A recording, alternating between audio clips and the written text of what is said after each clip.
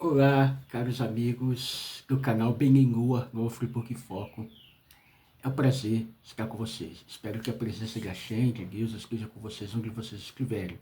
Espero que vocês estejam muito bem e felizes. Vamos aqui falar do primeiro dia Benua do Brasil, organizado por um judeu ortodoxo, nosso Rabi Yaakov Jeliscadet, com o apoio de vários rabinos de Israel. Gente, aqui vamos falar aqui da origem da idolatria, mas eu quero falar primeiro. Meu nome é Cláudio César dos Santos, emissário do Movimento Benenua Brasil na cidade de Nova Friburgo, trabalho com o apoio do Rabi Yaakov Jeliscadet e também do Morel pelo Márcio Braga, e da Academia de Noé, que é o mentor aqui da cidade do Rio de Janeiro. Vamos falar aqui, gente, da origem da idolatria. A idolatria, gente, é algo muito absurdo, desconecta o homem de Deus, faz com que há um bloqueio no mundo da luz divina. E vamos falar aqui a origem dela. A idolatria é algo com uma origem bem antiga. Maimônides relata que o neto de Adão, o primeiro homem, que se chamava Enosh, Enos, como todo mundo conhece na tradução, levantou os olhos para os céus e percebeu que os astros exerciam uma influência sobre a agricultura, sobre as marés e outros fenômenos terrenos. Percebeu que no inverno certas frutas cresciam e no verão outras. Percebeu também que as marés, consequentemente a pesca, dependiam do ciclo da lua.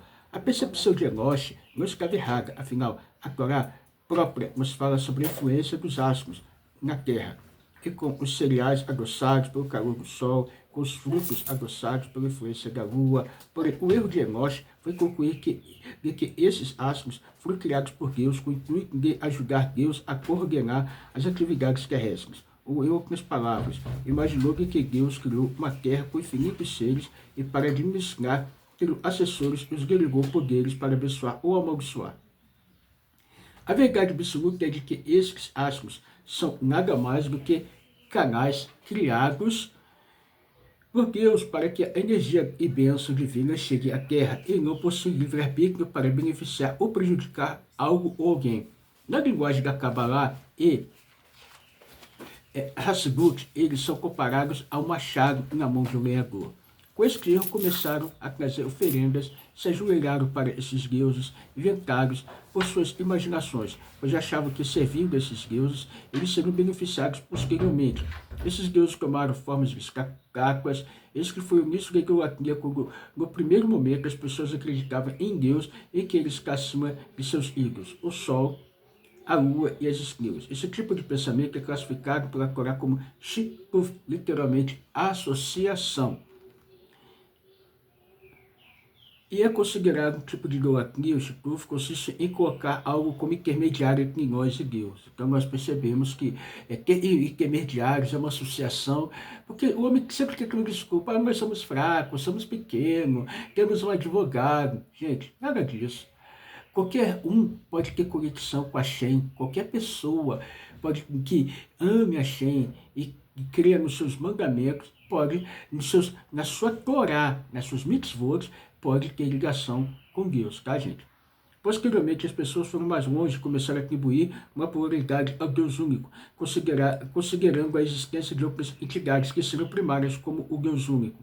E até mesmo esquecendo Deus como criador de tudo, atribuindo um aspecto divino os astros, seres, os estátuas. Em segundo tipo de raciocínio é classificar como idolatria completa. Apesar de que o shituf é um tipo de idolatria menos grave, que, se assim pode se dizer, existem divergências de opiniões entre os sábios leitores judaicos, um gentil que crê em shituf estaria violando o preceito de idolatria ou não. Mas sabemos que está, né, gente? Sabemos que está, porque a idolatria é uma coisa que afasta assim. Sabemos que Noah, nós não vemos Noah fazendo tendo intermediários, e Shem e outros assim por diante. Porém, é preciso empreender um esforço para conscientizar todos os seres sobre a verdade, que todos os astros e demais entidades são meramente marionetes, não têm livre-arbítrio e são somente um machado na mão do Criador. O grande Maimônides, em sua obra Mishneh Torah, escreve o Mishneh Idolatria nas seguintes palavras: Durante os tempos de Enós era neto de Adão. Vide Gênesis 4, 26, 5, 6 a 11. A humanidade cometeu um grande erro, e os sábios daquela geração deram conselhos tolos. O próprio Enós foi um dos que errou. Seu erro foi o seguinte: eles disseram que Deus criou os esferas para controlar o mundo, e ele os colocou no alto, os tratou com honra, tornando os servos que ministravam diante dele. Por conseguinte, apropriaram louvá-los e glorificá-los e tratá-los com honra.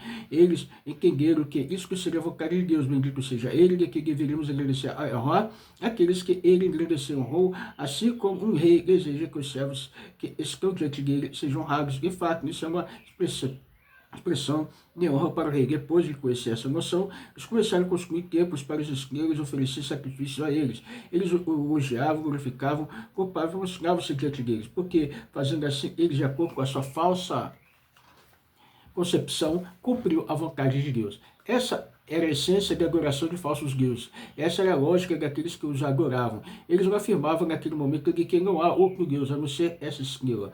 Essa mensagem foi transmitida por Jeremias, que declarou 10, 7, 8. Quem não temerá a ti, rei das nações, porque apropriado para o Senhor é que todos os sábios das nações, em todos os seus reinos, não há ninguém como você. Eles têm uma noção tola e insensata. Eles concebem seus ensinamentos vazios como madeira. Isso que é, todos sabem que só tu és Deus. O erro consiste em conceber esse pensamento tolo como sendo sua vontade. O fenômeno descrito pelo Emmanuel não pertence inteiramente ao passado, embora atualmente a inclinação para as esferas não seja muito comum.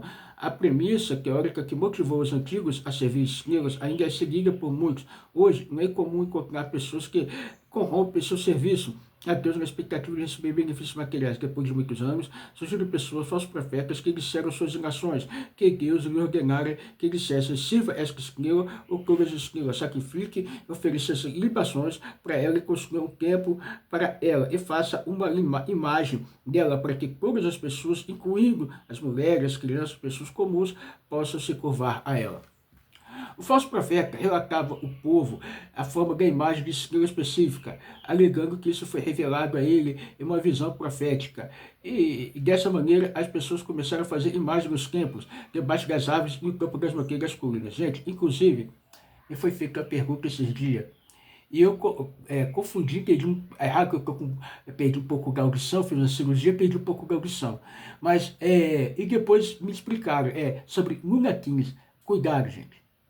Cuidado, tá, gente? Com esse negócio de OVNIs, extraterrestre que veio aqui na Terra, essa doutrina suja, pagã, porque financiam para enganar a humanidade com arqueologias. E quem financia? Quem está interessado nisso? Levantar o paganismo. Observe, gente.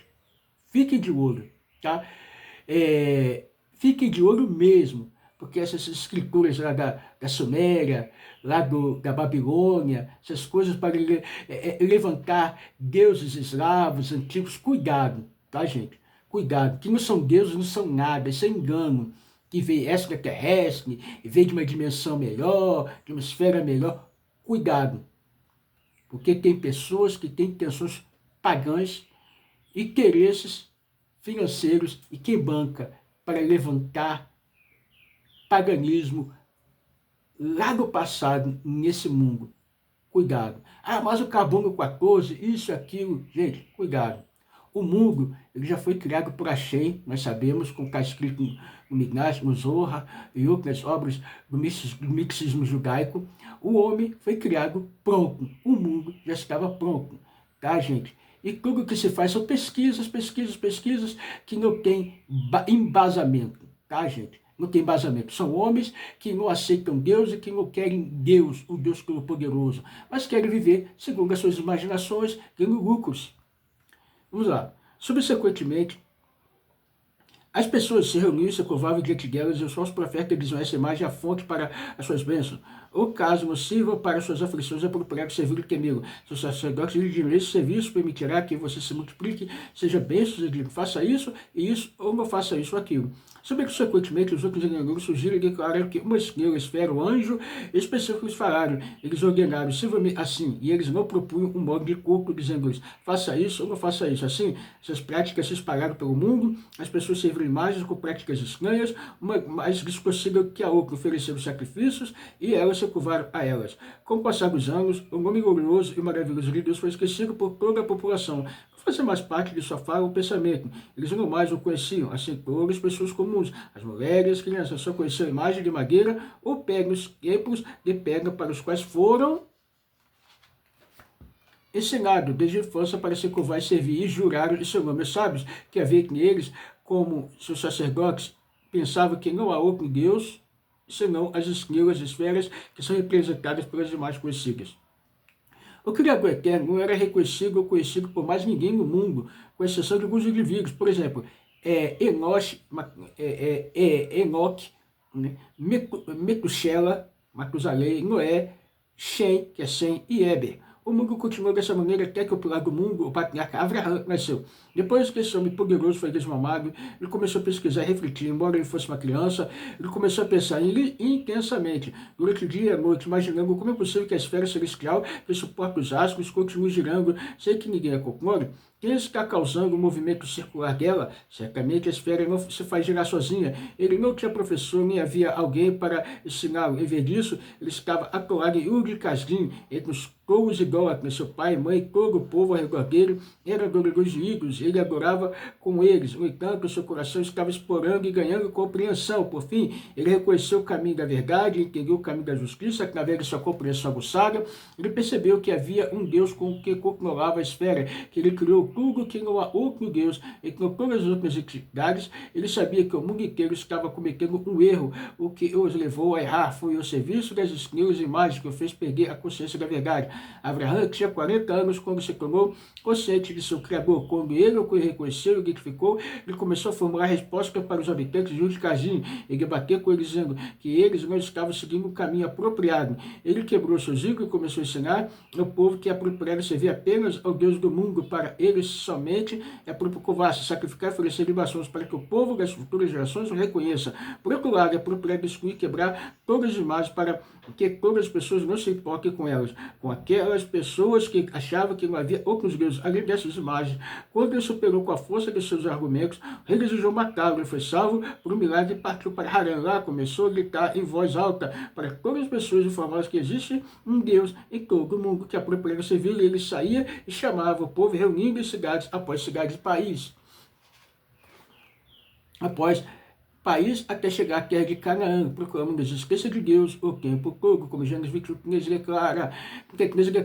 E ele chamou lá em nome do Senhor, o Deus eterno. Quando as pessoas se reuniam em torno dele, perguntavam sobre suas declarações, ele explicava cada uma delas, de acordo com o entendimento delas, até que elas se voltaram para o caminho da verdade. Em última análise, milhares se reuniram em torno dele. E esses são os homens da casa de Abraão. Ele propôs seus corações de princípio fundamental. Escreveu texto sobre isso e ensinou a Isaac, seu filho. Isaac também ensinou os outros e aproximou seus corações a Deus. Ele também ensinou a Jacó e nomeou como professor. Jacó ensinou os outros e os transformou os corações de todos aqueles que se uniram em torno dele, a Deus. Ele também ensinou todos os seus filhos. Ele ensinou seu Levi e nomeou como o líder. Ele estabeleceu como chefe de Shivá para ensinar-lhes o caminho de Deus e observar as mitzvot de Abraão. Jacó ordenou a seus filhos que a liderança não se afastasse dos seus descendentes de Levi, para que os ensinamentos não fossem esquecidos. Esse conceito progrediu e reuniu força entre os descendentes de Jacó e aqueles que se reuniram em torno deles, até que se tornou uma nação dentro do mundo que conhecia a Deus. No entanto, durante a longa estadia dos judeus no Egito, eles aprenderam com os atos dos egípcios e começaram a adorar as estrelas como eles fizeram. Com exceção da tribo de Levi, que se apegava às mitzvot dos patriarcas. A tribo de Levi nunca serviu falsos deuses. Dentro de pouco tempo, o princípio fundamental que Abraão havia plantado teria sido quase erradicado. Os descendentes de Jacó teriam retornado aos erros do mundo e à sua desonestidade, por causa do amor de Deus por nós, e para manter o juramento que fez Abraão. Nas patriarcas ele trouxe a Moshe, nosso mestre, o mestre de todos os profetas, e enviou-os para redimir os judeus. Depois que Moshe, nosso mestre, profetizou e Deus escolheu Israel como sua herança, ele os coroou com mitzvot que os formou sobre o caminho para servir, ensinando o julgamento e a penalidade prescrita para aquele que adorar ídolos e aqueles que se desviarem dele. Em leis das bases da Torá 9.5, Maimônides afirma que qualquer um que afirme que Deus lhe disse uma visão profética para adorar ídolos deveria ser automaticamente considerado falso profeta. Veja também o que é dos perplexos, no 2 capítulo 36, onde Maimônides descreve como as pessoas podem ser superadas por seus poderes de imaginação, a ponto de aqueles de que elas, assim como os outros que as veem em tal clãs, possam se autoconsiderar profetas, embora, de fato, eles não receberam informações divinas alguma. Notas, Deuteronômio 14, gente. Está bem claro, Deuteronômio 14, pode se aprofundar e você vai ver o quanto isso é um absurdo. Né? A gente crê em esferas, paganismo, gente que fica estudando, querendo fugir da realidade de Deus e desse mundo físico aqui. Porque tem gente que quer fugir da realidade desse mundo físico aqui. Aí fica inventando história, tá? Bom, gente, então vamos aqui, no GBNO Brasil, estudar. Temos Academia de Noé, Plataforma no Brasil, temos aqui nossa Bitmo aqui na cidade de Nova Friburgo, com nossas celebrações divinas aqui do serviço ao Criador, né, às sextas-feiras, às 19 horas, pela manhã, às 9 horas da manhã, e 17 horas, nossos estudos, e com encerramento da Ave da Lá. Também tem na Joegva e Pádua, tem também no Rio de Janeiro, na casa do emissário Gernes, tem grupos com o Fábio Machado, tem em Volta Redonda com o Ruberval. E Plataforma Bem no Brasil e também Academia de Noé. Se inscrevam, esteja conosco, vamos buscar a Shem. Muita gente fala assim, não precisa estudar, não precisa ler a Bíblia para pregar, para isso, para aquilo. Gente, então por que você tem uma Bíblia? Me diz para quê? Por que então você tem a tua Bíblia? Eu saí 30 anos de uma religião do cristianismo e lá era proibido pregar. Não, é proibido estudar para pregar. Então por que você tem a Bíblia? Para quê? Só para brilhar na hora, para todo mundo ficar lá igual um hipotético, né, preso nas suas ficções, naquilo que você tem que falar e acha que está certo. É isso? Você acha que está certo? Prender as pessoas, para buscar o conhecimento da verdade. Está certo isso? Então, gente, fui messiânico também por um bom tempo e graças a Deus eu estou livre, estou no caminho seguro para buscar a Shem, porque o povo judeu é o povo do livro, não adianta ninguém querer ensinar eles, porque eles sabem o que é idolatria, conviveram com a idolatria há muitos e muitos anos. Aí vem os pastorzinhos, alguém querendo ensinar o povo judeu, gente, e fica debatendo. É ridículo, tá, gente? Tudo bom para vocês? Tchau, tchau. Até a próxima.